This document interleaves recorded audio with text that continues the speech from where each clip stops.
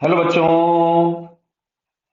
यहाँ क्वेश्चन में दिया है figure shows uniform smooth solid cylinder. Smooth दिया है भाई साहब, कैसा दिया है? स्मूथ, यानी इसके किसी भी पॉइंट पे कोई फ्रिक्शन नहीं लगेगा। ध्यान देने वाली बात है। Radius 4 metre, rolling without slipping. Rolling हो रही है, मतलब जो प्योर रोलिंग वाले काम होंगे वो सारी चीजें यूज हो जाएंगी कि alpha is equal to a centre by R होगा। क्लियर है? Resting on 8 kg plank which in turn to supported by fixed horizontal smooth surface, मतलब यहां भी कोई फ्रिक्शन नहीं है। Block B is known to accelerates downward with 6 metre per second square and C moves acceleration 2 metre per second square. तो देखो ध्यान से यहाँ पे, यानी ये जो बॉटम मोस्ट पॉइंट है सिलेंडर का, ये इधर जा रहा है 2 से, और ये जो टॉप मोस्ट पॉइंट है ये जा रहा है 6 से। क्या ये बात समझ में आ रही है? क्लियर? तो देखो यहां से हम अल्फा निकालना चाहें, जैसे इसके पिछले वाले क्वेश्चन में मैंने आपको बहुत अच्छे से एक्सप्लेन करके अल्फा निकालना सिखाया था, यहां पे समझ लीजिए। अच्छा, अगर मैं लिखता हूं acceleration of top with respect to ground, क्या मैं इसको कुछ -6 i कैप लिख दूं? अगर मैं इसको एक्स एक्सिस ले लेता हूं। और acceleration of bottom with respect to ground, क्या मैं इसको 2 i कैप लिख दूं? तो अब अगर मैं यहां से लिखता हूं acceleration of top with respect to bottom, तो मैं यहां से लिखूंगा -6 i कैप -2 i कैप। तो बेटा ये हो गया -8 i कैप। और अगर मैं इसका मैग्नीट्यूड फाइंड करूं तो it is 8 metre per second square.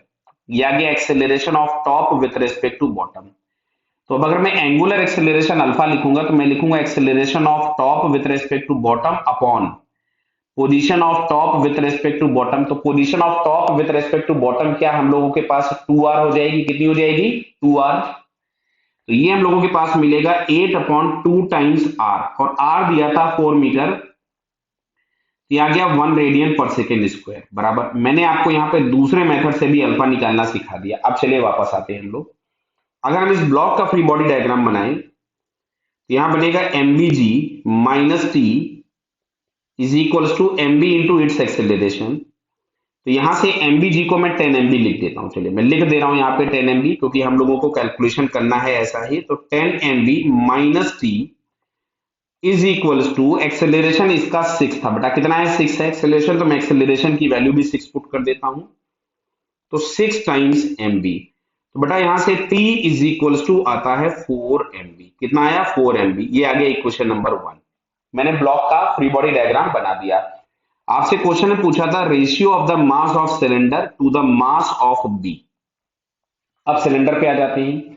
तो सिलेंडर के अगर हम सेंटर पे चेक करें तो यहां पे लगने वाला फोर्स एक नीचे की तरफ में mg है, एक यहां से नॉर्मल होगा, और एक टेंशन लग रहा होगा जो केवल और केवल ये स्ट्रिंग लगा रही होगी टी। यानी यहाँ पे टॉर्क के नाम पे अगर हम सेंटर से देखेंगे तो केवल और केवल टेंशन मिलेगा। तो टेंशन का टॉर्क हम लोग लिखेंगे टी इंटू आर बराबर आई इंटू अल्फा। तो टी इंटू आर, आर बराबर था 4, इसकी जगह हम लोग लिख देंगे mr² बाई 2। क्लियर है? एक काम करते, इसको आर लिखा रहने दो, आर से आर कैंसिल कर लेंगे, बाद में वैल्यू पुट कर देंगे, इसको आर ही लिखा रहने देते हैं।